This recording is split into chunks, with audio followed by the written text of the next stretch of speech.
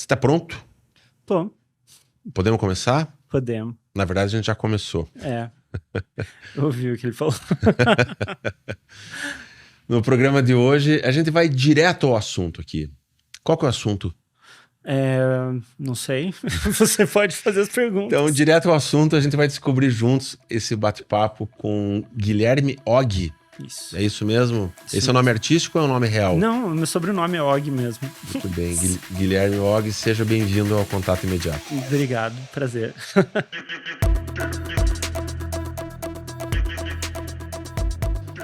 Guilherme Og, Isso. você não tá usando uma camiseta escrito Guilherme Og, você tá usando o Estúdio 42. O que é isso? Então, Estúdio Tô 40... me fazendo de bobo aqui, tá, gente? Eu sei o que é o Estúdio 42, mas de vez em quando eu abro essa licença. Eu utilizo da minha ignorância, vai conversar com boa parte da ignorância de quem nos assiste, para trazer informações. Então, o Estúdio 42, eu sei que é sua empresa. Sim. É uma empresa do quê?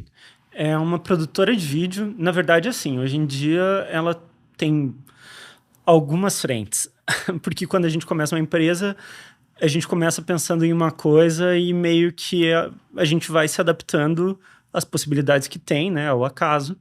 E a empresa vai se moldando às possibilidades. Então, assim, a gente começou o estúdio em 42 em 2012. Fui eu, meu irmão e o meu sócio Ulisses. Hoje em dia a gente tem mais um sócio, que é o Leonardo. Como é que é o nome dos sócios? Guilherme Og, Gustavo Og, Ulisses Candal e Leonardo Campos Lima. Certo. Mas a ancoragem dela é uma produtora audiovisual, de vídeo. Sim, Tá. começou assim, né? Só isso, né? Como produtor de vídeo. 2012. Então vai para 12 anos. Vocês se conheciam você e teu irmão de mais tempo, imagino. Mas fizeram o quê? Faculdade juntos? Não. O Ulisses estudou com meu irmão na escola, né? A diferença de idade minha para o meu irmão é 1 ano e meio, então, assim, não é uma diferença muito grande. E a gente, assim, eu fiz rádio e TV, meu irmão fez artes visuais. E aí, o meu irmão estava trabalhando numa produtora de animação, que é a Tecnoquena, do Paulo Munhoz, sabe? Uhum. Então, ele estava fazendo Brichos. Brichos, exatamente. Isso. E aí, ele e o Ulisses estavam fazendo o Brichos e eu estava trabalhando numa outra produtora com motion graphics e After Effects, assim. E aí, em um momento, a gente chegou à conclusão que a gente tinha alguma experiência, assim, né? Não muita. Na época parecia muito, agora eu sei que não. Mas aí a gente chegou à conclusão que a gente podia tentar abrir uma produtora nossa, né? Só que a gente também entendia que, cara, né? Tinha soft, tinha um monte de empresas, a gente não ia conseguir brigar nesse mercado de publicidade. Tá. Produtora de vídeo pode ser, como você bem falou, né? Pode ser muitas coisas, né? Vocês começaram mais voltado para a arte da animação. Antes, né? Mas quando o Estúdio 42 era para ser uma produtora de gravação, inclusive, e edição. Sim, era essa a ideia, mas também a gente começou com... A gente não sabia, a gente era jovem também, e aí a gente começou com produtos, assim, também autorais, né? Então, assim, a gente fez um curta que ganhou alguns prêmios, que é de gravação e animação. Então, tipo, se chama Elegia. Elegia. Ele ganhou uns 3, 4 prêmios, é um curta bem bonito. Até hoje, assim, eu vi, eu achei, tipo, recentemente eu achei que ele é bem legal. Que enfim, é sobre uma criança que tá brincando, e daí a criança é em animação, né? E daí ela chega no quarto da mãe, a mãe tá segurando o bichinho que a criança estava segurando durante a animação, e daí, de repente, a criança se desfaz como se a criança fosse uma lembrança. Então, é um curta super curto, assim. Ele é meio aberto a interpretações, né? Então, assim, não é uma história fechada. Como, né, Elegia é uma poesia triste. Então, assim, a tristeza pode ter vários motivos. Nesse caso, poderia ser uma mãe que perdeu uma filha, que seria o mais triste, uma infância que se foi. Então, é bem aberto, assim. A direção... Você descrevendo já me veio tudo isso, assim, na cabeça, assim. Já me deu um ruim aqui. E causa um ruim, mas tem a sua beleza. Então, né, quer dizer, tem a beleza na tristeza também. Sim. E dirigido pelo Ulisses, meu sócio. Eu fiz a fotografia e a gente fez a animação os 3 juntos. Então, e o meu irmão fez a direção de animação. E aí, quer dizer, o Ulisses e o meu irmão fizeram a animação. Eu fiz a intervalação só, né? Então, tipo, que na animação você tem os keyframes, né? Que são os animadores que fazem, daí você vai fazendo o intervalo entre os keyframes. In between ali. Exatamente. Isso aí. Eu não sou tão ignorante assim quanto eu imaginava. Então. Mas é isso mesmo. Aí, enfim. Daí esse curta, ele ganhou uns prêmios. E aí a gente chegou a ter contato com um pessoal de uma agência que se chama Market Dot. Vocês conhecem? Sim. É voltado principalmente para marketing digital. E a gente conheceu uma menina que trabalhava lá. E aí surgiu essa oportunidade de a gente produzir o primeiro vídeo para eles. Foi o primeiro vídeo que a gente conseguiu, né, ganhar algum dinheiro, assim. Material publicitário? Era publicitário para internet. Animação, não? Não, gravação. Era gravação de um produto que era uma máquina que faz radiografia. E a ideia é que é uma máquina que faz radiografia bem rápido. Então, inclusive, o roteiro foi da agência, é um roteiro interessante, a gente só vê a mão de um artista desenhando o que é um rosto visto por dentro, né? Então, o crânio e tal. E aí, daí ele termina a ilustração. E daí terminar, essa ilustração demorou, sei lá, meia hora para ser feita, a Brivo GE levaria 10 segundos, sei lá. Não lembro exatamente quanto que era, mas essa é a lógica. E aí a gente fez, cara,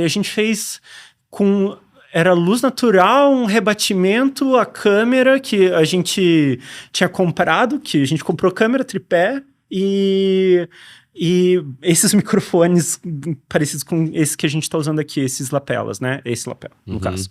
E aí a gente começou a fazer e esse primeiro vídeo que a gente fez ganhou o prêmio de colunistas do Paraná.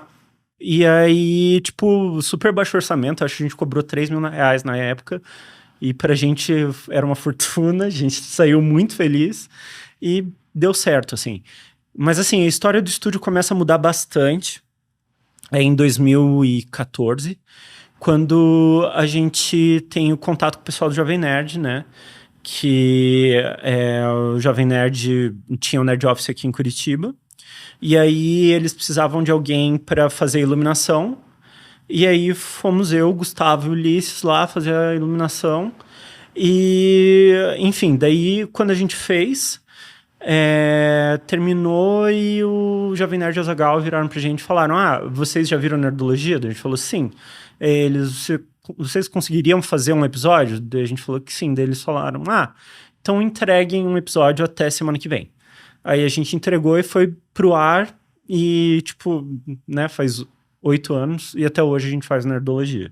Tá. Deixa eu fazer uma pergunta aí. Quando eles perguntaram, vocês conseguem fazer? Você falou sim. Esse teu sim foi, acho que sim, ou com certeza, ou, cara, entramos numa roubada aqui? Foi, tem que sim. Não, foi, tipo, não tem opção disso não funcionar. Mas sabe? o sim foi mais assim, preciso pegar esse trabalho. Sim. Mas eu acho... Esse sim é forte. Né? Mas foi um sim, assim, tipo... Cara, eu sei a lógica. Eu já vi, eu pensei na lógica. O Ulisses também, né? Que quem começou fazendo fomos eu e o Ulisses. E aí, quando a gente saiu feliz. E daí a gente falou, cara, você tem 4 dias para fazer a arte, tenho 3 dias para fazer a animação. E aí a gente deu um jeito, assim. E a gente entregou um trabalho que a gente sabia que tinha que ser perfeito. E né? Hoje em dia a gente vê que não é, mas assim, na época a gente falou, cara, tem que ser melhor do que o que eles já têm agora. E aí, realmente, eles trocaram de fornecedora, assim, de um dia pro outro, sabe? E você sabe por que eles trocaram de fornecedor? Por que eles tinham essa vontade? Eu sei que o fornecedor antigo atrasava um pouco. E a gente entregou na hora e bem feito. E sem atrasar, né? Então, assim, foi meio que isso, assim. E questão de grana, foi vocês que passaram o preço ou eles fizeram uma proposta? Não, a gente passou o preço, mas pelo visto estava bem dentro do que eles imaginavam, sabe? A gente precisava de um preço que fosse viável para a gente. Porque a gente tinha acabado de alugar um lugar que era em cima do Bar do Torto, né? Uhum. E a gente. Cara, a gente dava um jeito de pagar as contas, mas era muito difícil a gente não ter uma regularidade no que a gente ia ganhando, sabe? E aí a gente percebeu isso como uma oportunidade de ter ganhos regulares e foi o que aconteceu, sabe? Não era... Ninguém ganhou muita grana com isso, mas foi muito importante na época, assim. Eu acho que assim é legal quem conhece o universo audiovisual, né? Quem conhece o Estúdio 42, né? O Jovem Nerd, quem já está ambientado nesse universo e sabe como funciona hoje a produção audiovisual, principalmente essa produção audiovisual mais remota, sabe que, beleza, tranquilo, é assim mesmo. Mas nem sempre foi assim, né? A coisa, ela tinha, ainda é assim em várias instâncias, mas tem uma questão de... não é bem bairrismo o termo, mas tem a ver com a geografia da onde o negócio acontece. E eu trabalho com audiovisual já há 20 e tantos anos. Especificamente, eu estudo audiovisual há mais de 30 anos, bem mais já. E eu vejo cada vez mais, com o passar do tempo, que vai diluindo os limites geográficos, né? Isso vai sendo menos importante. Mas, 8, 10 anos atrás, eu sei que isso ainda pegava, né? Porque quando você tem... A base deles fica onde? Em São Paulo ou Rio? Agora, São Paulo, né? Porque eles foram comprados pelo Magalu em 2021. Então, eles estão em São Paulo e eu tenho certeza absoluta que em São Paulo tem tão bons fornecedores quanto tem em Curitiba. Sim. Né? Tenho certeza, se procurar bem. E vice-versa. Na verdade, em qualquer lugar. Né? Porque o acesso à informação, né? O acesso ao aprendizado, o acesso às tecnologias, hoje, ela não está mais presa, hoje, já há algum tempo, aos grandes centros. Sim. Né? Você consegue construir uma produtora em qualquer cidade, em qualquer lugar, porque você tem acesso à informação, à tecnologia, aos recursos. Mas isso não necessariamente aos negócios. Com a vinda o advento da pandemia, isso ficou mais diluído ainda. Né? Hoje você trabalha muito mais remotamente em várias frentes, com vários fornecedores de várias áreas. Mas antes, eu reconheço essa conquista, né? De ter essa chancela, né? de um mercado de fora compreender um fornecedor externo, casualmente Curitiba, casualmente onde a gente está. E eu, particularmente, só fui saber que existia Estúdio 42 exatamente no começo da pandemia.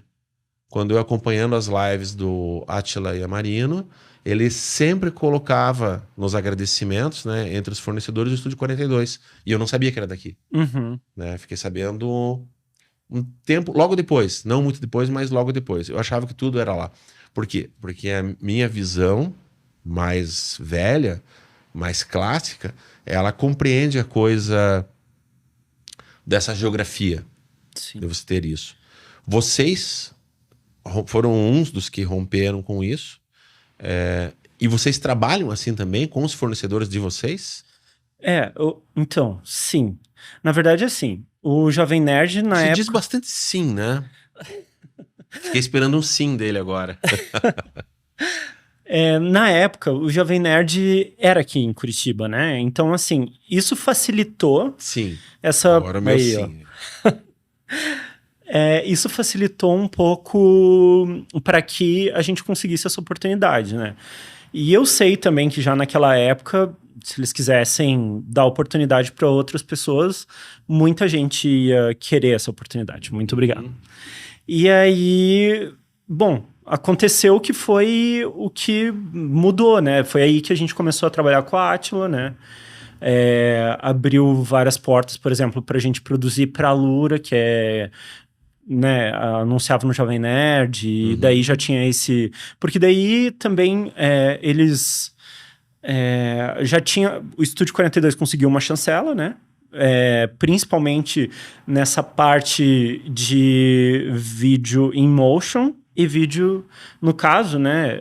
O Nerdologia é como se fosse um vídeo educacional divertido. Né? E que o Átila apresentava super bem, agora o Felipe apresenta super bem, então, e daí ele vira uma referência no como poderia ser um vídeo educacional, né? E aí a gente começou a perceber que a gente poderia ir para essa área também. Aconteceu de em 2017 a gente ganhar uma licitação, e daí a gente viu que também a gente conseguiu ir para um lugar maior, com um estúdio próprio e tal. E aí, nessa percepção de que, assim, o que a gente fazia com Nerdologia é pegar conceitos que são complexos e aí você transforma numa... você dá visualidade para ele, de uma forma que ele fique fácil de entender, né? Então... por exemplo, num Nerdologia lá, a gente estava falando sobre lente gravitacional. Então, como que você consegue ver um buraco negro no espaço e que daí a luz, quando ela passa por um buraco negro, ela distorce e você consegue perceber pela distorção da percepção do espaço aonde que ele está, né? Então, a gente deu um jeito de fazer isso em animação com Photoshop e After Effects.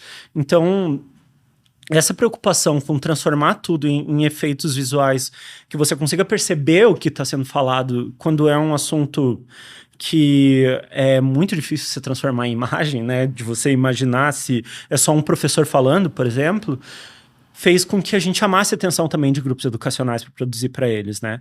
E daí que a gente começou a produzir para, né? A gente já produziu para o IESD, já produziu para a Uninter, para a Unicesumar, para a Anima, para Croton, para Cruzeiro. Obrigado, Fábio. FHO. Então, assim, foram vários grupos educacionais que passaram pelo estúdio, assim. E aí... Então, assim, a gente começou a dividir o estúdio em duas partes, né? Essa parte de produção de vídeo para internet, porque depois, quando o Jovem Nerd foi pro Magalu, a gente pegou toda a produção do Jovem Nerd e tipo, 7 vídeos por dia e vídeos que tem que ser muito, muito, muito, muito bem editados. Então... tem uma equipe que faz isso e daí a gente criou uma equipe só do educacional para dar conta disso, assim. Esse workflow para gerar esse tipo para fazer essa entrega, esse workflow foi construído por vocês, foi entendido ou foi sendo redesenhado ao longo do tempo? Porque eu fico assim, imaginando daquilo que eu entendo, daquilo que eu não entendo, né? Eu tenho uma demanda aqui, eu tenho um briefing ou um roteiro, e eu tenho um vídeo finalizado que está sendo veiculado. Entre um e outro, as instâncias, né, de adequação, de entendimento estético, entendimento técnico, prazos para execução, a parte artística, né, revisão de texto, revisa o vídeo. Essa logística, vocês conseguem mensurar em termos de número? Por exemplo, assim, para cada minuto entregue, quantas horas é de trabalho? Agora temos, mas não foi sempre assim. Por exemplo, assim, eu tive muita sorte com sócios que eu tenho, sabe? Porque várias coisas que surgiram eram bombas que as pessoas começaram a destrinchar. Por exemplo, a primeira vez que entrou alguma coisa muito grande de EAD foi quando entrou o IESD. Que aí a gente falou que no início do IESD eu cuidava do IESD. Aí a gente tentou desenvolver o workflow para entregar, sei lá, 3.200 reedições de videoaulas em um ano. Aí, se você for pegar e revisar, e voltar para o editor, e voltar para revisão, bababá, você não ia dar conta dessa quantidade de material, né? Tipo, sei lá, 300 vídeos um mês, que podem variar de 5 a 30 minutos.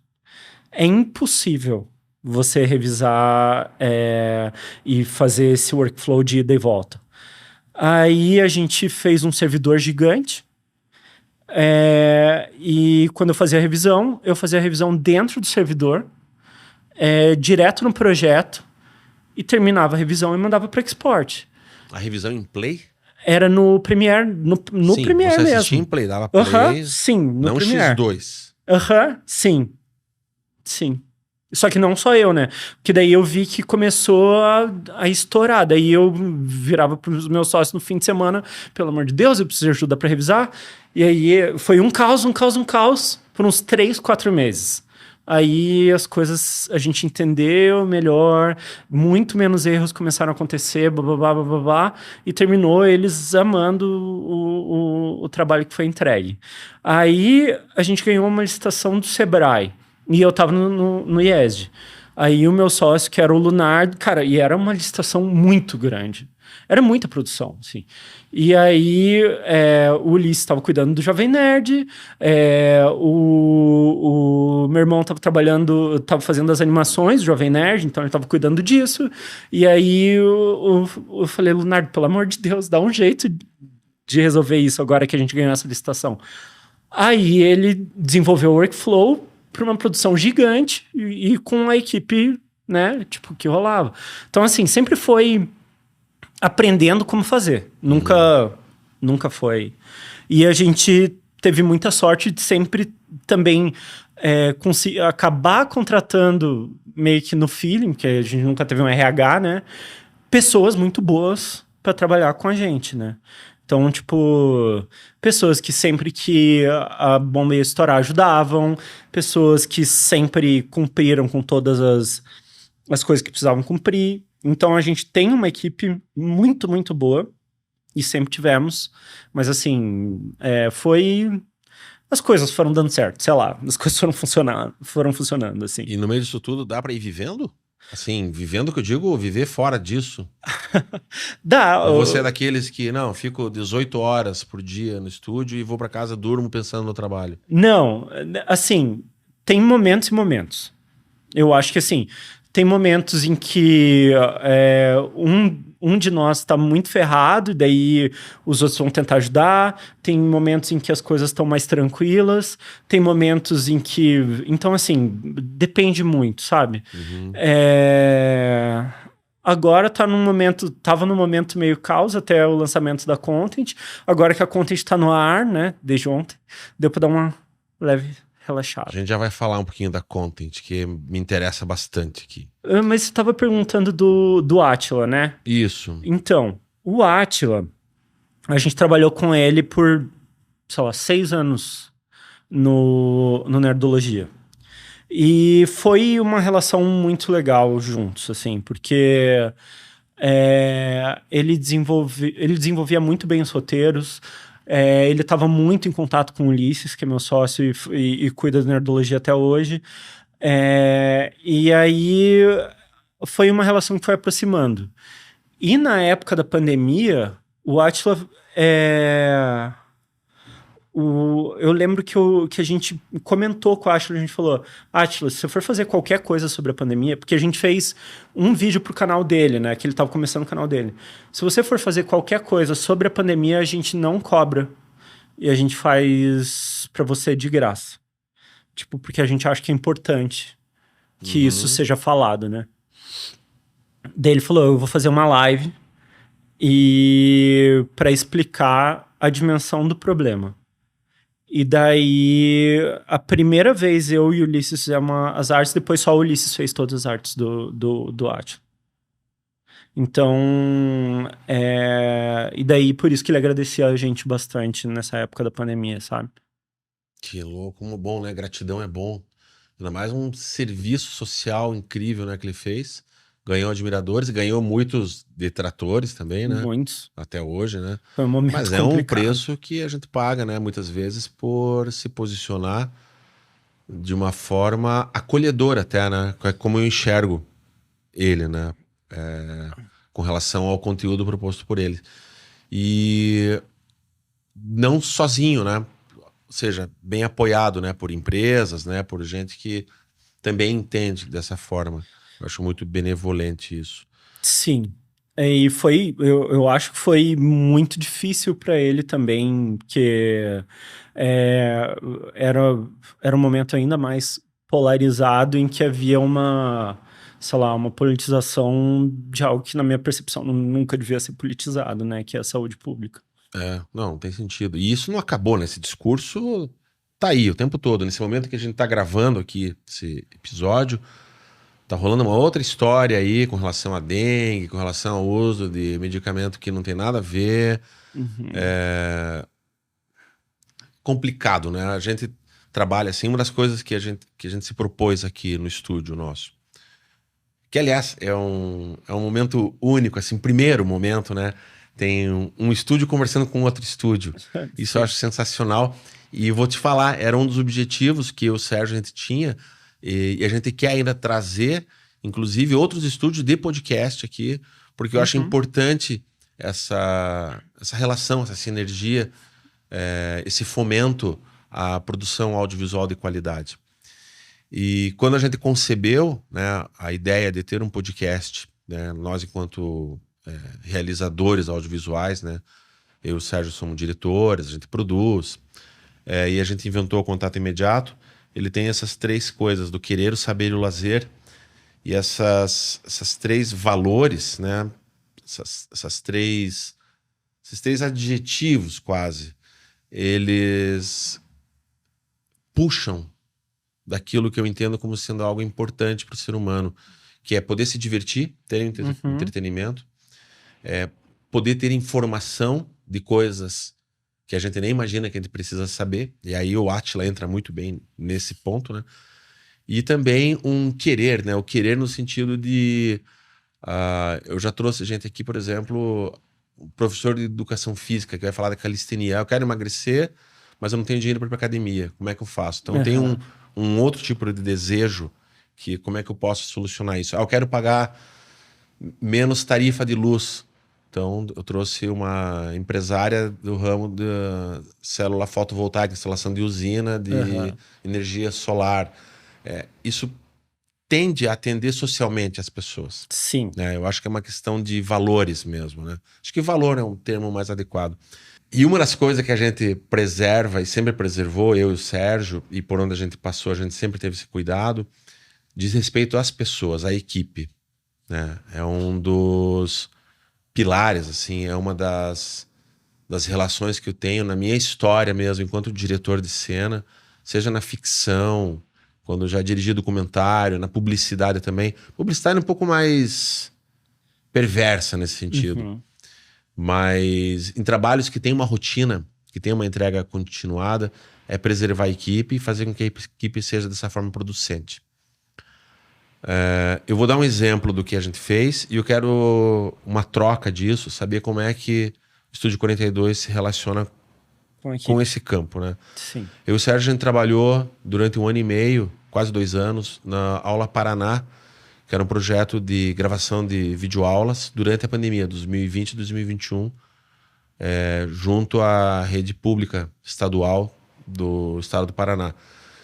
Então a gente gravava aulas, nós e uma equipe, né? Que ia do 6º ano ao 9º ano do Fundamental 2 e o ensino médio, né?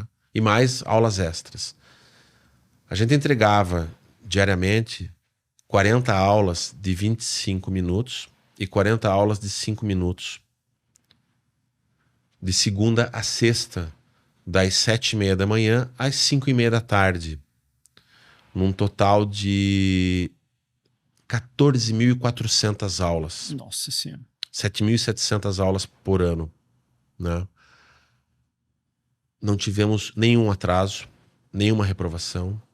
Era entregue algo em torno de 120 GB de MP4 por dia.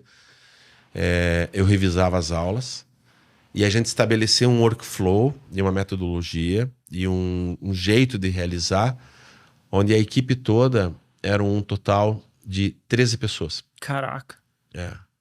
Um desafio. Era baixo orçamento e com uma entrega altíssima, né? Mas a coisa só funcionou porque havia, quer dizer, 13 pessoas ali, gravando, né? Havia toda uma equipe pedagógica, né?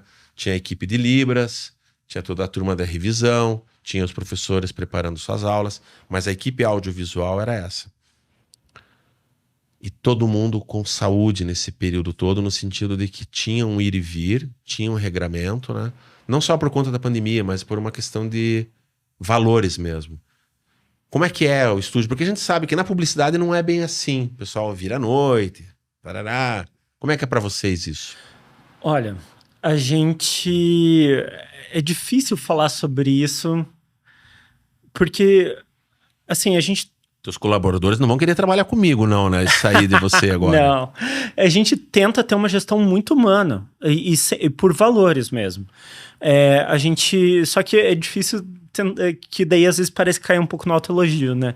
Nessa situação. Mas a gente tem muito carinho por todas as pessoas que trabalham lá. A nossa maneira de gerir, assim, a gente tenta não ser nunca de cima para baixo. Então, se você tem algumas... se você tem que tomar uma decisão, né? Vamos tentar, e vai impactar todo mundo, vamos tentar tomar essa decisão juntos, né? Você explica os problemas para daí falar, poxa, eu preciso que a galera, que a gente se esforce agora, porque tem esse prazo que é muito importante, vamos dar um jeito junto. Então, assim, a gente tenta muito fazer isso. E a gente tem muito carinho pelos nossos funcionários. Eu acho que o que faz a empresa são as pessoas. E acho que se você não conseguir ver as pessoas como pessoas, a tua autoridade, ela vai ser só uma autoridade violenta, ela não vai ser uma autoridade e nem, assim, não sei nem se o nome é autoridade, mas porque, assim, você que sabe das demandas que tem que ser feitas, né? E tem que existir uma certa hierarquia em relação a isso. Mas, então, assim, se você conseguir que essa autoridade ela não seja exercida nunca por força, e sim pelo diálogo, pelo convencimento e por uma relação de pessoas com pessoas, o nosso objetivo, é assim que o estúdio funciona, né? E até então tem dado certo, até porque, assim, todo mundo se esforça tanto que tudo sai incrível. Então, não sei. Acho que é isso, assim, que eu tenho para dizer. Mas vocês trabalham, a rotina de vocês, de segunda a sexta? Segunda a tem sexta. Turno? Segunda a sexta, e a gente deixa os horários abertos, mas assim, o ideal é que a galera não chegue antes das 8 e não saia antes das 8 da noite. E dentro desse horário, as pessoas fazem o horário delas, né? Então não chegue antes das 8 e não saia depois das 8. Não, depois das 8. E não saia depois das 8. Então, assim, dentro dessa faixa, né, de horário, cada um faz o seu horário. E a gente trabalha muito mais com demandas a serem entregues, não com horários a serem cumpridos, né? Então, é meio que assim que funciona. Se a pessoa tiver, essa semana tá muito mais tranquilo, quero sair antes, tá tudo bem, sabe? A gente não é isso, sabe? Até porque quando o bicho pega, a galera fica também. Então, acho que é uma troca. A gente tenta ter uma relação bem humana com os funcionários. Tem os que trabalham remotamente? Não mais, mas já teve durante a pandemia. e a gente trabalha com bastante freela remoto, né? Então, assim, o que precisa ser entregue todo dia, a gente não prefere que não seja remoto. Mas o que é entregue esporádico, daí não tem problema. Daí a gente trabalha com freela que entrega. Projetos especiais tem seu jeito especial de tocar. Uma das coisas, eu não sei como é que vocês resolvem isso, mas para quem trabalha com vídeo, hoje em dia não precisa nem explicar isso muito para as pessoas, porque o pessoal tem celular e sabe como enche rapidinho a memória de um celular com fotos, vídeos, né? Por menores que eles sejam. E trabalhar com arquivos, né? É pesado, né? Trabalhar com vídeo finalizado, né? Aqui cada podcast nosso vão vários gigas. E se a gente mudar o setup das câmeras, facilmente 1 hora de conversa gera terabyte. Né?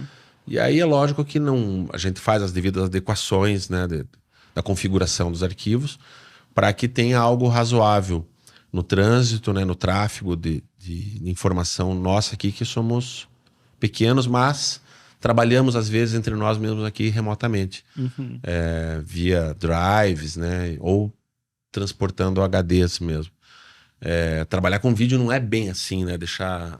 vou te mandar um arquivo aí você baixa aí e edita, depois devolve, né? Não funciona bem dessa forma, né? Sim. Hoje vocês produzem tudo internamente? Todo o conteúdo? Não tem empresa terceirizada, parte de áudio, por exemplo, trilha sonora? Não. Assim, trilha sonora, às vezes a gente tem parceria com algumas produtoras, né, de áudio, locução também. Então, assim, o que é mais produção de vídeo e edição, a gente faz tudo interno. E aí a gente tem um servidor bem grande para dar conta dessa quantidade de dados. E também tem nuvem, então... Tem redundância de tudo tem também. redundância de tudo, até porque esses tempos a gente pegou um vírus e conseguiu salvar com a redundância. Então a gente cuida bastante com isso, né? Tem que ter um cuidado muito grande com os dados e tem que ter um servidor bem robusto, até para todos os computadores se conectarem no servidor. Então a gente consegue trabalhar com essa quantidade só dessa forma, né? E a gente entendeu depois de um tempo que só seria assim. Posso fazer uma pergunta pessoal? Claro. Não veio um sim agora, veio um claro. Então tem um porém aí. Faz de conta que estamos só nós dois aqui e não tem ninguém ouvindo. Você já pensou em largar tudo isso? Chega uma hora assim, chega! Por enquanto não. Mas eu conheço gente que sim. Por quê? Te explicaram por quê? É porque assim, cara, parece uma corrida que nunca chega, né? Tipo secar gelo. É tipo secar gelo, sim. É muito difícil, assim, eu acho que não é só com a gente, né? Eu acho que tem sido um problema da sociedade, do capitalismo, esse acúmulo de capital muito grande que todo mundo, pelo visto, vai ter que ralar pro resto da vida, né? Como as coisas estão assim. Tá, então isso vai me levar a uma outra pergunta. Vocês têm um objetivo, um teto de objetivo? Nosso objetivo é sermos uma empresa assim, ou realizarmos aquele tipo de produto. Sabe aquela coisa assim, todo mundo que começa a trabalhar com vídeo, meu sonho é fazer um filme que vai passar no cinema. Então, já foi assim, mas eu acho que hoje em dia o nosso objetivo é que a gente consiga entregar produtos para o cliente final. Então, é aí que é o caso da Content, né? Que a gente falou, como é que a gente consegue não ficar refém da demanda dos clientes e que a gente possa produzir os conteúdos que a gente quer com a qualidade que a gente quer, né? Claro que a gente controla os custos, mas a gente não precisa economizar horas de trabalho para polir aquilo até ficar perfeito do jeito que a gente queria. E aí jogar para o público e ver como que performa, né? Então esse era um sonho que a gente tinha com a Content. E também a gente gostaria de, por exemplo, sei lá, se fosse produzir uma série animada, a gente tem um projeto de 200 anos atrás, que a gente vai pulindo e tenta uma oportunidade, a gente ainda não conseguiu. Mas, assim, acho que seriam os dois sonhos, assim. Um seria a Content dar certo e outro a gente conseguir botar a nossa série animada também em pé. Ah, que maravilha. Me fale um pouquinho. Vocês, quando eu perguntei assim, somos produtora audiovisual. Entre outras coisas, assim, essa plataforma nova que vocês inventaram de cursos online, é isso? Voltados para a área audiovisual ou além? É audiovisual, mas também é arte e design também. É uma plataforma que vai acolher cursos, como tem Podemos falar o nome da concorrência aqui? A gente pode? Pode. Podemos consultar aqui a produção de fora? Quem são... Porque a gente sempre se baseia em outras, né? É como sim. falar de podcast, assim, eu não tenho problema nenhum falar assim, cara, eu tenho algumas referências de podcast que eu sigo e de alguns que eu quero evitar, né? Não necessariamente nessa ordem, assim, mas eu me referencio muito ao Inteligência Limitada, do Jair Vilela, né? Conheço ele muito antes dele. Sério? Sim, conheço ele pessoalmente, inclusive, né? É engraçado que se eu fosse chutar uma referência, seria essa. Então ele tem um pouco disso. Eu gosto daí na questão da condução, quando tinha 8 minutos, do Rafinha Bastos, né? Alguma coisa de formato americano. Eu sigo... Joe Rogan? O Joe Rogan também, ele tem aquela coisa mais rádio, né? Aquela coisa de fone, né? Falado, o cara é um gigante, né? No que ele faz. Evito algumas coisas, por exemplo, entrar em ciladas como o pessoal do Flow entra, né? Entrou e tudo mais. Mas assim, essa linha de comunicação do podcast, né? Então tem esses pares, tem essa turma, tem uma turma muito legal em Porto Alegre fazendo. O pessoal tem um cara de Gramado que a gente segue, que ele tem estúdios de podcast em Gramado e ele aluga, tal. Então são pessoas que estão sempre no nosso radar. Aqui em Curitiba mesmo tem outros podcasts que são bem legais. Eu acho que a comunidade tem que se olhar, o tempo todo está se olhando, só tem que um pouco assumir isso. Então, esse universo de plataforma de cursos, né? Tem aqueles que hospedam cursos, como Hotmart, né? E Umbrella, é isso? Tem alguns... Udemy, né? Que hospedam, né? E tem aqueles que constroem, né? Cursos, né? O de vocês é um... A gente constrói. Vocês produzem. A gente produz. E vocês começaram a desenhar isso quando? A gente começou a desenhar isso na pandemia também, na verdade. Porque a gente... bom, acho que é um tempo de incerteza, né? Quando você arrisca mais, né? E aí a gente pensou que a gente domina muito bem a produção com toda a experiência que a gente teve de produtos educacionais.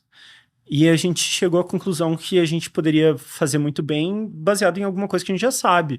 E que a nossa marca tem algum reconhecimento já, que a gente poderia usar para começar a partir daí, não começar super do zero, né? E contatos, né? Então a gente sabia que a gente poderia produzir algo bem legal. E a gente conhecia a concorrência, né? Tem a Lura, tem a VMakers. E a gente... Isso, a VMakers, A gente imaginou que a gente poderia ser, tipo, uma masterclass no Brasil, sabe? E claro que não... que a gente entende as devidas proporções, né? Tipo, sei lá, a gente não tá gravando... com o equipamento deles e nem com pessoas tão grandes quanto eles, né? Mas a gente sabia que a gente tinha contatos muito legais de pessoas muito interessantes para gravar cursos, né? E que a gente também tinha um conhecimento bem razoável que a gente poderia usar caso a gente quisesse gravar os próprios cursos. E foi daí que eu falei com um amigo meu que é o Kenji, do canal Normose, né? Hoje em dia tem uns 350 mil seguidores. Eu falei, Kenji, a gente tá com essa ideia, você não quer vir aqui para Curitiba gravar com a gente? Daí ele falou, eu tenho um curso pronto, vamos lá, de storytelling. Daí eu falei, então beleza. Aí a gente gravou e foi um piloto pra gente desenvolver toda a fórmula que a gente ia aplicar nos outros, né? E claro que essa fórmula é sempre mudada um pouquinho para lá, um pouquinho para cá, até porque a gente trabalha com linguagem, então a ideia é que a gente consiga adequar um pouco, né, a forma ao conteúdo. Uhum. Então, por exemplo, e nisso, cara, a gente estava falando da equipe, a nossa equipe é muito, muito criativa. Então, no Meteoro, eles tiveram a ideia de fazer meio pixel art, que é a ideia do Meteoro. Então, alguns ícones assim. Aí, no Ivan Mizanzuki, o Maicon ajudou, inclusive, na ideia da gente desenvolver uma identidade que fosse mais escura, porque ele ia falar de true crime, né? O curso dele é de true crime. E assim, uma coisa pesada, você tem que dar o devido peso a ela, né? Então, tipo, você não pode ter uma estética alegre como era o que a gente tem nas outras aulas para alguma coisa tão densa assim. Então, no final, é uma adaptação da linguagem mesmo. Que era uma coisa que a gente já fazia na Nerdologia, né? Tipo, sei lá, ia falar Nerdologia de história sobre a Revolução Russa. Então, muda a fonte, meio alfabeto cirílico, assim. Então, tipo, esse tipo de ideia que a gente Sim. sempre foi adaptando para criar algo a mais, a gente usa também isso na content, né? Então, eu acho que a gente tem aulas muito, muito bonitas também, visualmente, além do conteúdo ser incrível, porque os professores são incríveis também. Quais são os cursos nesse momento? Agora, tem True Crime com o Ivan Mizanzuki. Para quem não conhece o Ivan Mizanzuki, caso Evandro, né? Entre o Projeto Humanos, né? Sim. E o Ivan a gente conheceu porque a gente fez um podcast. A gente fez a produção executiva do caso Leandro Boss, né? Que foi o podcast da Globo Play que saiu ano passado. E daí a gente vai lançar um podcast junto também. A gente vai fazer produção executiva esse ano também. Com a Globoplay também. Daí o Meteoro a gente já conhecia porque a Ana tinha sido minha professora na faculdade. E daí... Você estudou onde? Eu fiz rádio e TV na Tuiuti e eu fiz 2 anos de cinema na FAP. Ela foi professora Nos atual? dois. Nos dois? Nos Que dois. ano que você estudou na Tuiuti? Foi em 2007. 2007 já não estava Até lá. 2011. Eu dei aula na Rádio TV na Tuiuti. De 2004 a 2006. Nossa, eu entrei em 2007 e fiquei até 2011. Eu gostava muito de um professor que me chamou para fazer iniciação científica, que era o Renato Pucci. Sim. Caraca, sabe aqueles professores que te inspiram, Sim. assim? Eu dividia a disciplina dele com o pessoal de publicidade, que ele dava história de cinema, linguagem de cinema. Sim, ele dava linguagem Era visual. 2, eu pegava 2 a 3, assim, alguma coisa. Nossa, sempre foi meu professor. E a Ana foi professora minha na FAP, quando eu fiz algumas cadeiras do mestrado de linguagem cinematográfica e artes, assim. Legal. Eu fiz isso um pouquinho antes da pandemia, né? Fiz 2 disciplinas, né? E aí eu fiz uma matéria com ela e é sensacional, assim, também, né? Legal. Muito criativa. Ela tal. é. E eles estão dando o curso de... Web jornalismo independente. Web jornalismo. Sim, porque o canal Meteoro ficou gigante, né? Sim, ficou. Hoje em dia é 1,5 milhão de seguidores. E tá bacana, né? Ele virou uma CNN, parece, né? Tipo uma coisa isso. incrível. Tipo Eram só isso. os dois ali na bancada, conversando antes. E a coisa cresceu mesmo. Eles falam um pouco disso no curso, né? E eu acho que você...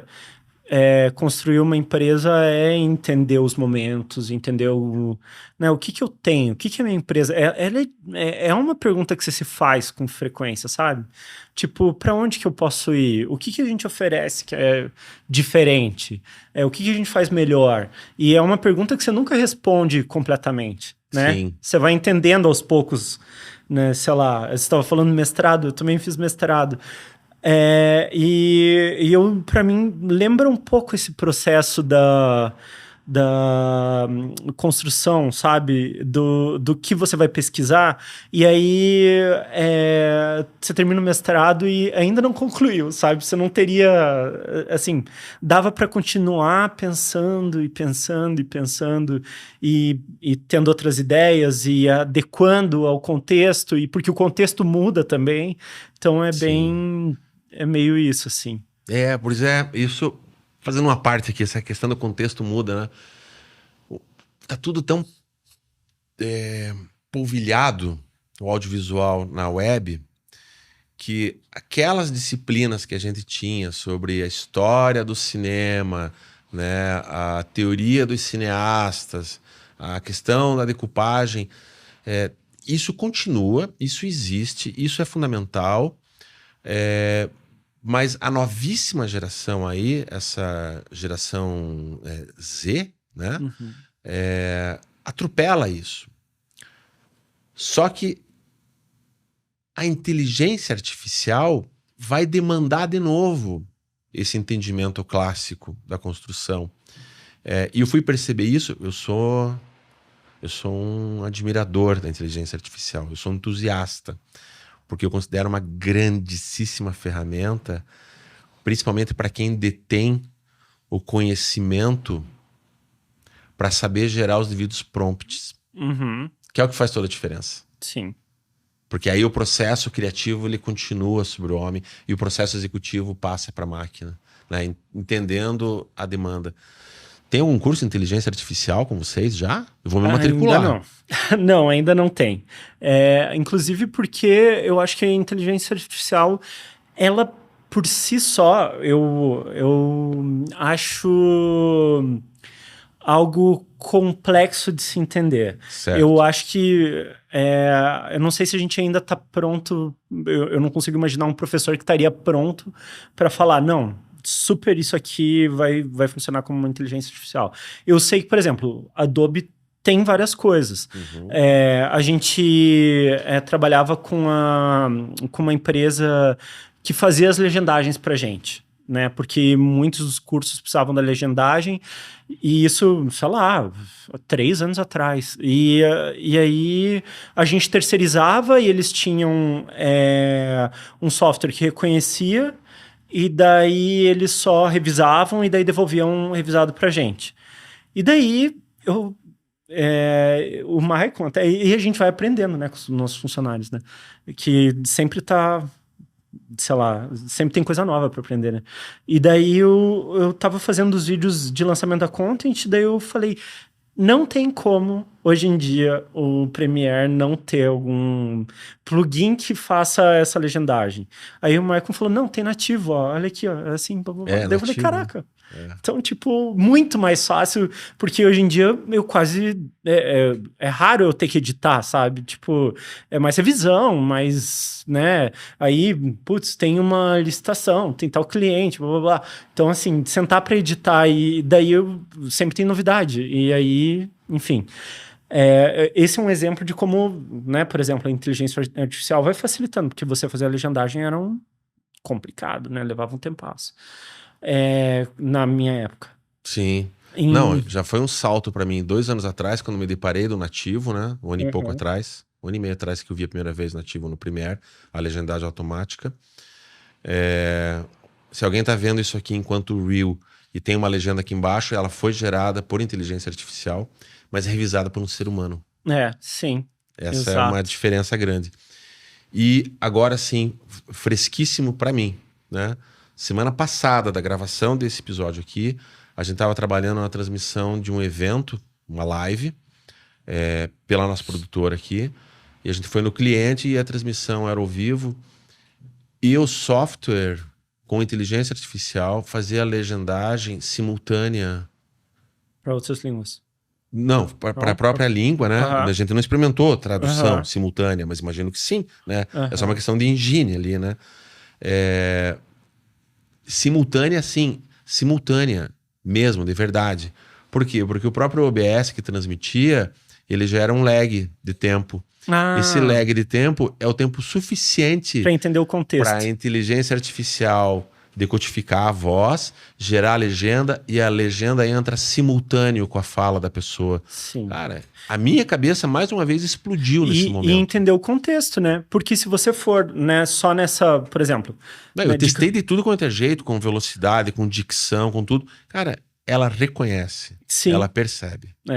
Então... Muito louco, muito louco. Então, eu acho que sim, concordo com você. Ainda é meio cedo para definir quem é bom para usar isso e como se usar. Sabe... Mas tá aí na frente, né? Sabe uns 20 anos atrás, não mais, 25 anos atrás, quando a galera discutia o que é tecnologia e como era difícil você, né, como ciência, você chegar numa definição clara, objetiva. É isso. E daí tinham os entusiastas, tinham os fatalistas, enfim, e existia toda uma construção científica em relação a isso.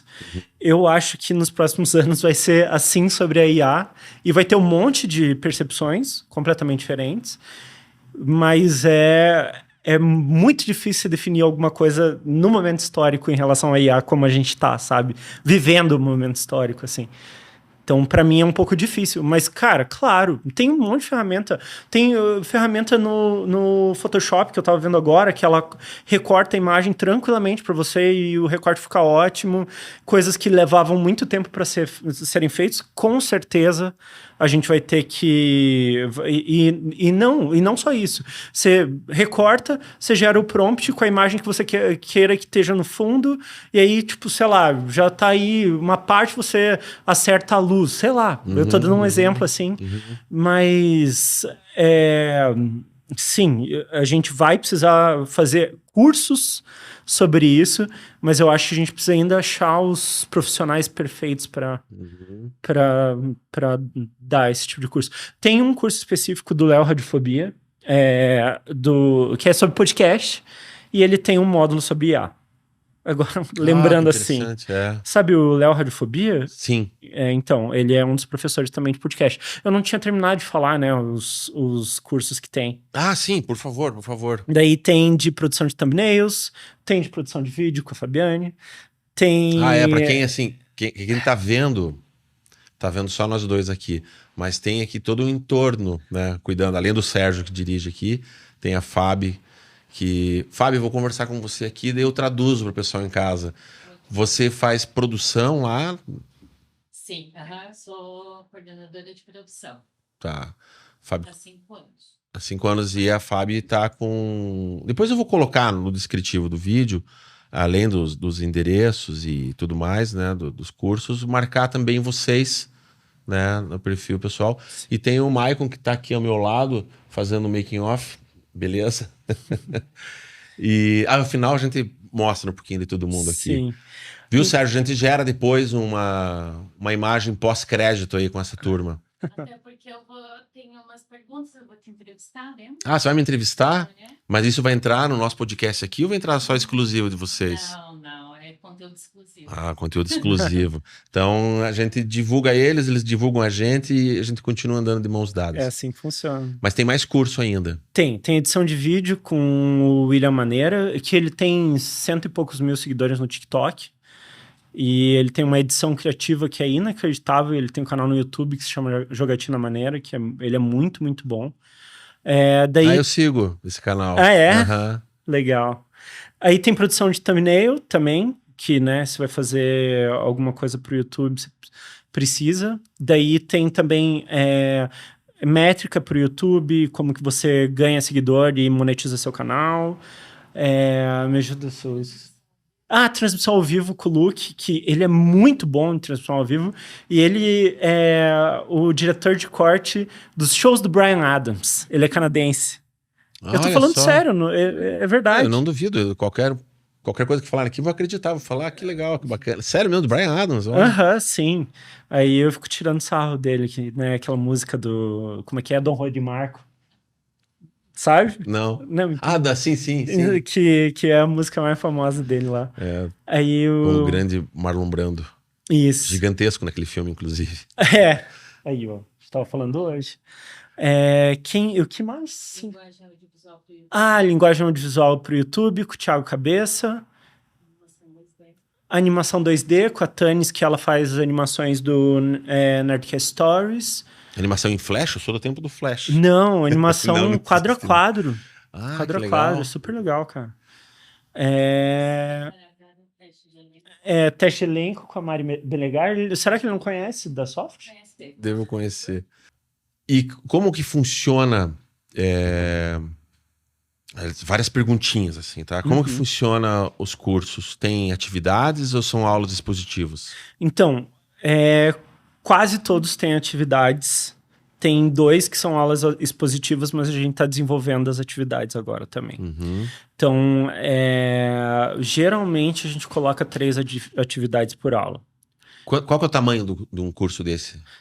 Geralmente umas 3 horas de aula, de curso gravado, Uhum. e daí as atividades em cima depois. Quantas aulas, mais ou menos, pro curso? Isso varia muito, porque tem aula que tem, sei lá, 17 aulas. Tem curso que tem 17 aulas e as 3 horas, e tem curso que tem, sei lá, 6 aulas, 7 aulas e também as mesmas 3 horas.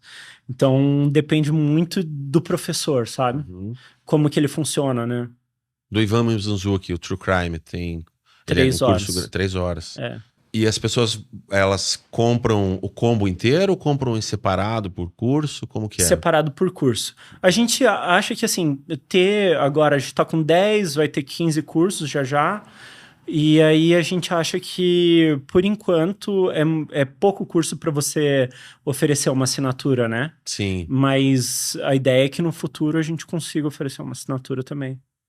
Tá. Agora a pessoa compra o pacote, daí tem aquele esquema da durabilidade, você tem 2 anos de acesso. A gente dá 1 ano de acesso. 1 ano de acesso para Aham. usar ali naquele período, Pra tem a usar, né? chave de uso ali e tal. É o login e a senha, né? A pessoa cria. Eu sei que você vai responder assim, não, é para todo mundo, porque todo mundo que quer faturar fala isso, mas de verdade, assim, para quem que são esses cursos?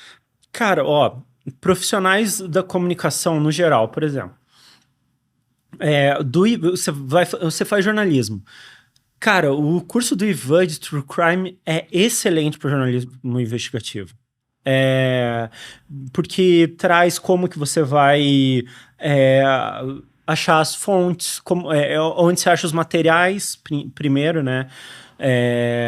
Então, sei lá, autos de processo, e aí como você organiza esse material, daí aonde procurar as matérias de jornal da época do crime que você está investigando, aí como que você acha os entrevistados, como que você fala com os entrevistados, né? Tipo, boas práticas em relação a isso, porque você está trabalhando com pessoas que, né, sofreram muito e tal. E aí, como que você constrói a linha narrativa de tudo. Uhum. Então, pô, é excelente.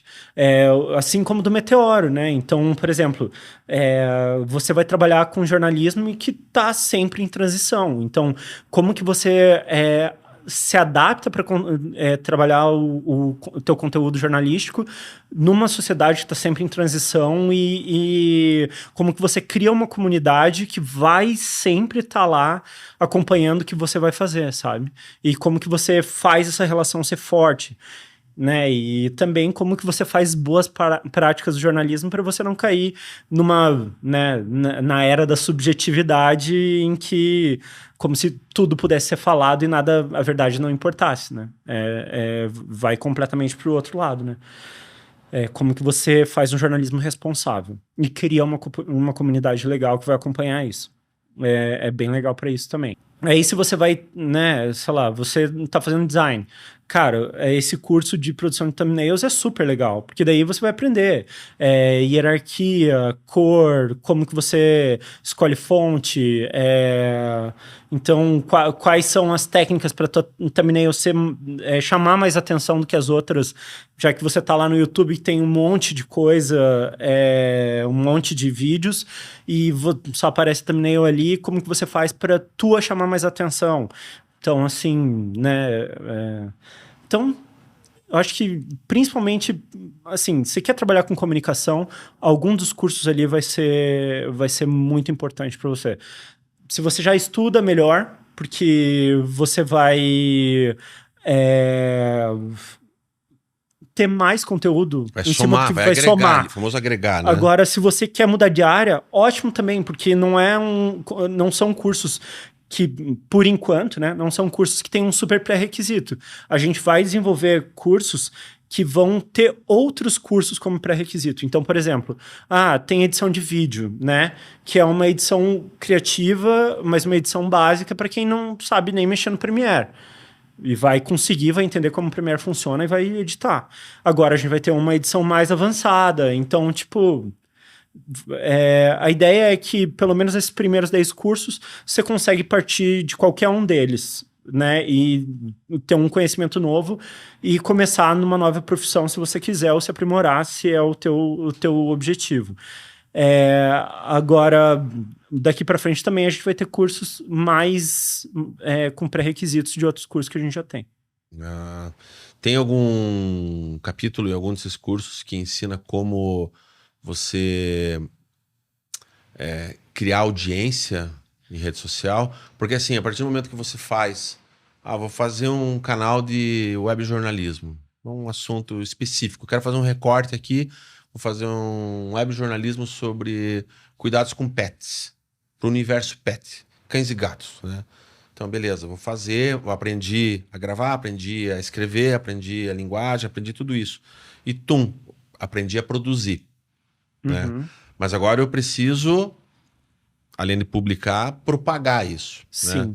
Tem alguma coisa já voltada para isso dentro desses cursos? Tem o curso da Mafer, né, que é o Monetizando no YouTube, que ele vai te dar desde como você usa as métricas do YouTube a seu favor, até como você vai monetizar esse material depois.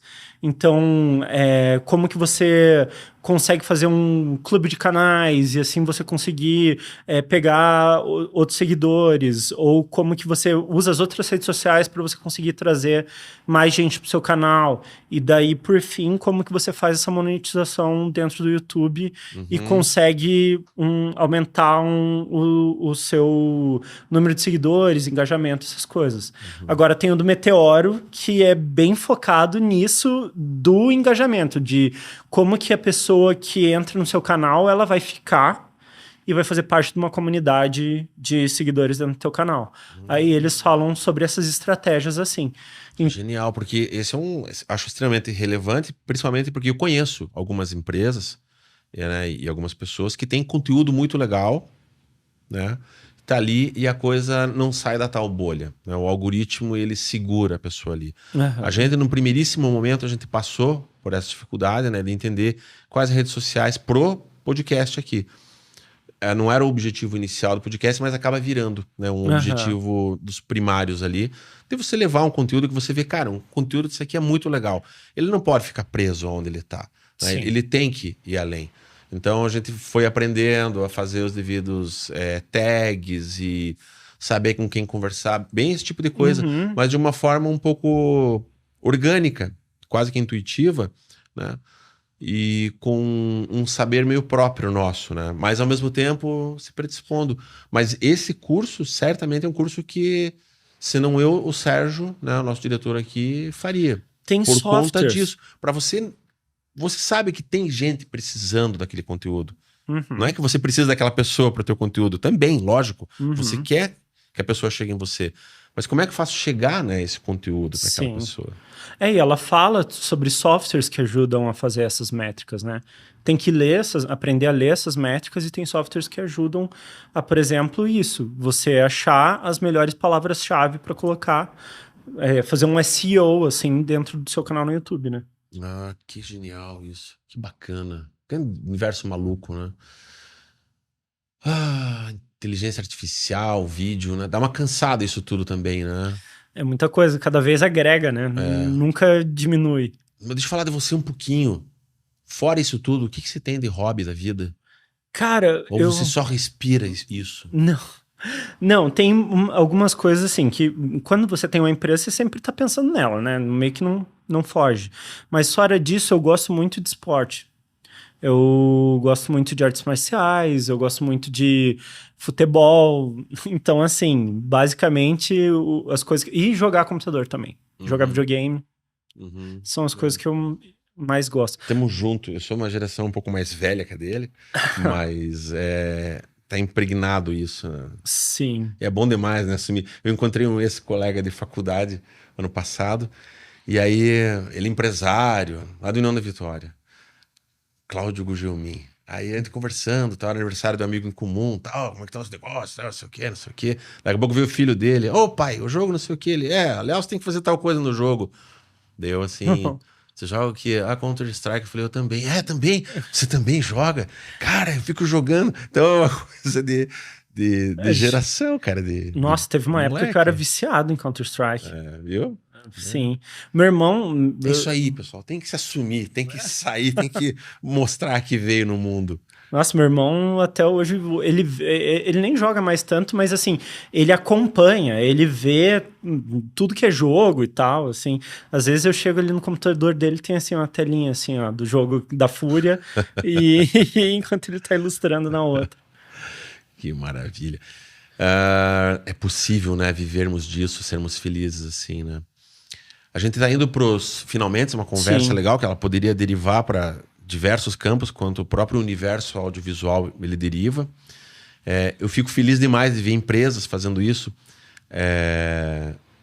se preocupando não só vendo como uma questão de negócio, que é um belo do negócio, mas entregando algo de conteúdo e de conteúdo relevante, que eu acho que é importante, com gente com talento, com gente renomada, com gente que realmente é um staff de garantia de entrega, né? Porque a própria realização revela isso, né? Eu mesmo criei um curso, publiquei ele no Hotmart ali no ano da pandemia, mas eu tive eu não sei se seria burnout o termo, porque eu me propus a criar um curso, chamava-se Vídeo Pro em Casa. Antes da pandemia isso. Eu sempre tive vontade de ensinar professores a darem aulas em suas casas através de videoaulas, né? Aquele professor que queria levar o conteúdo para fora e que não sabia nada de audiovisual. Aí eu concebi um curso, e eu sou meio exagerado nas coisas que eu faço, onde eu propunha para a pessoa que ela poderia aprender a escrever, interpretar, dirigir, fotografar, editar, trilhar, finalizar e publicar suas aulas. Sozinho, sem ninguém. E para esse curso, eu fiz ele inteiramente sozinho, sem ninguém. Inclusive, eu fazer o curso é uma das aulas mostrando fazer. Então, por exemplo, a aula de edição era eu editando a aula anterior do aluno. Então, ele já tinha passado por uma aula, daí eu chegava na aula de edição e mostrava aquela aula que você assistiu, ela foi editada dessa forma. Então tinha uma metalinguagem ali, daí eram coisas minhas, né? Algumas brincadeiras. E eu explicava desde contraluz até o nível da câmera, horizonte da câmera, aquecimento vocal, o olhar, né? Alguns cuidados com relação a figurinos, a cores sólidas. Cara, eu fiz tudo, assim, foi sensacional. Ficou tão bom, foi pro ar, eu tinha 2 sócios que me arrebentaram, porque daí tinha que fazer live, fazer um monte de coisa. E eu simplesmente estafei, porque daí já era o ano da pandemia. E aí eu fiquei 2 anos sem publicar absolutamente nada. Eu fiquei 2 anos assim fora, eu tive um burnout forte. Porque eu fiquei muito sozinho naquela história. Mas mostrei que era possível. Abri a turma, teve alguns alunos, teve uma adesão, tive uns feedbacks bons. Mas eu fiquei bem assim, machucado comigo mesmo, sabe? Porque não é fácil. Quem trabalha com vídeo sabe disso. Qualquer um para quem eu explique isso e trabalha com vídeo, fala, claro, você é completamente louco, é óbvio que isso é difícil fazer. Mas fica até mesmo desencorajador para quem quer trabalhar, achando que o universo audiovisual você faz sozinho. Não, não se faz.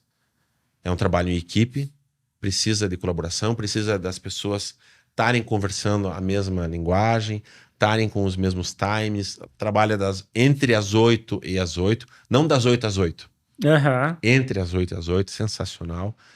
E, cara, fico feliz demais, assim, de alguma forma estar ajudando também a levar para frente. Nossa, muito Divulgando obrigado isso. pela oportunidade. Fico muito feliz. E eu sempre pergunto, assim, ao final... eu vou fazer até uma pergunta diferente, que eu não faço para ninguém aqui. Mas antes eu fazia as mesmas propostas. Tá. A primeira você tem para indicar para quem está assistindo a gente alguma coisa do teu campo pessoal? Algum filme ou algum livro que em algum momento na tua vida te serviu de inspiração? Tá. Nossa. Bom, um filme que me serve de inspiração e que é um dos meus filmes preferidos, eu até falei sobre ele numa série de vídeos no Instagram esses dias, que é o Ladrões de Bicicleta, do Vitório de Sica, que eu acho maravilhoso, porque é uma subversão que é você trabalhar com não atores para falar sobre histórias de pessoas reais e dramas reais. E eu acho um filme muito sensível e que acabou comigo por uns dias, assim, mas eu acho maravilhoso. Por que você assistiu esse filme? Eu assisti pro vestibular da FAP em 2007. Porque foi demandado, né? Eu assisti esse filme quando fiz especialização em cinema. Aham. E também me arrebentou, assim. É um filme fortíssimo que a novíssima geração talvez não conheça. É uma excelente indicação. Uma excelente indicação. Ele é de 57? 50... Eu não lembro. Eu acho que em final dos anos 50 ou início dos anos 60. Porque eu já vi aqui com o rabo do olho que a Fábio tá pesquisando isso no Google e vai trazer essa resposta que é já. Itália pós-guerra, né? E ele é o neorrealismo italiano, né? Aham. Que é o que vai ser no Brasil o cinema novo, Aham. que tem a ver com aquilo de utilizar da melhor maneira possível. 48. Obrigado, Fábio. 48. É bem no pós-guerra, então. Bem pós-guerra. Nossa, muito logo após a pós-guerra, né? E o filme por si só é um belo filme, né? Mas o filme, enquanto produção, ele conta uma outra coisa que eu acho sensacional, que é, mesmo com poucos recursos, ou não tendo os recursos ideais, não quer dizer que não dá para fazer. Sim. Eu acho que tem essa lição por trás. Eu acho uma ótima recomendação. Inclusive no curso do Ivan, ele fala sobre isso de que conte a história do seu mundo, né? Então, quer dizer, todo mundo tem um micro-universo e se você vai do micro pro macro, você fala com todo mundo, né? Porque os dramas da vida, quando a gente tá falando da vida... os dramas da vida, eles são reconhecíveis como história, como narrativa. Uhum. Então, se você conta a história ali daquilo, em alguma coisa as pessoas do micro, de alguma coisa as pessoas que estão no macro vão se reconhecer daquilo que está sendo tratado, né? Seja a dor, seja o amor, seja essas coisas. E livro, tem alguma indicação? Caraca, eu tenho lido muito livro sobre política, porque eu gosto de política muito, então, bom... Qual política? Política internacional? Sim, acho que sim, porque nesse caso é o caso, né? Mas eu sempre gostei de política, mesmo política nacional, assim. Uhum. Quer dizer, não é sempre, mas, assim, nos últimos anos. Uhum. Então, tem o Povo contra a Democracia, do Yasha Mounk, que é muito legal também. Eu acho que é uma boa dica. Acho importante.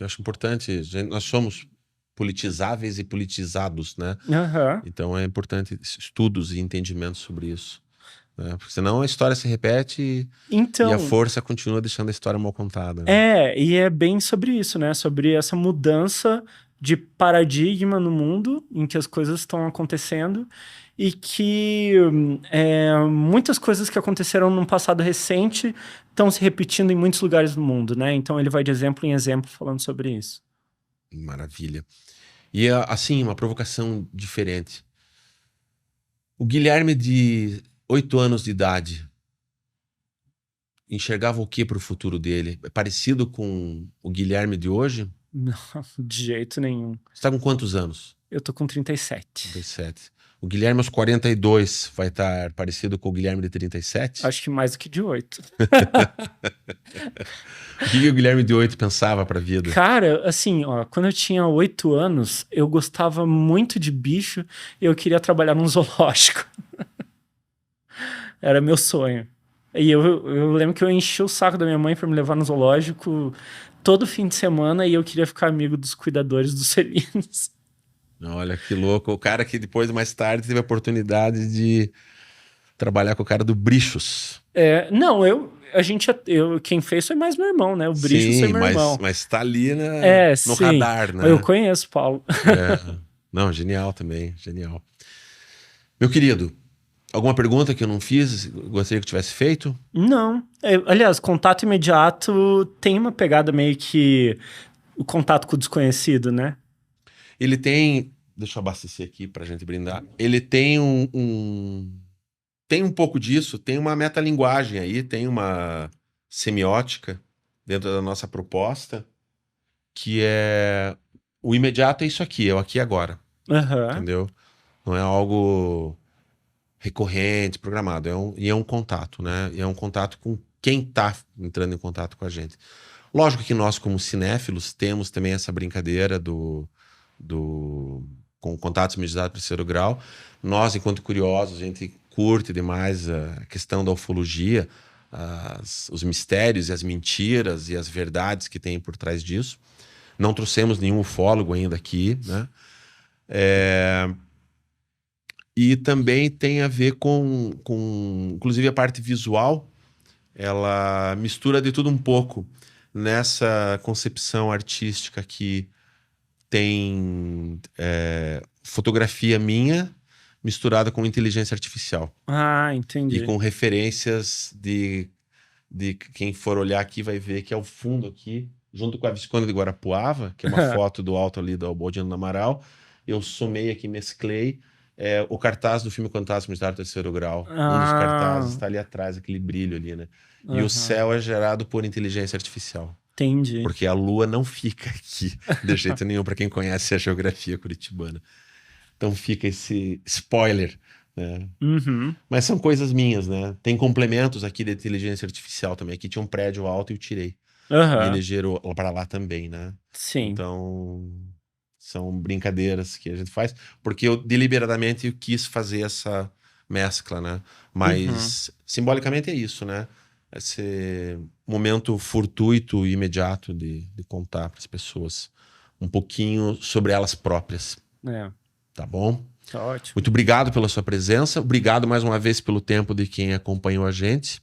E saúde. Saúde. Espero nos encontrar futuramente. Iremos. Sempre em momentos melhores.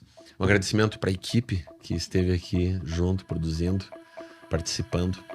Depois a gente insere, Sérgio, um frame, assim, um framezinho, um easter egg no final de foto do pessoal aqui. Da Fábio.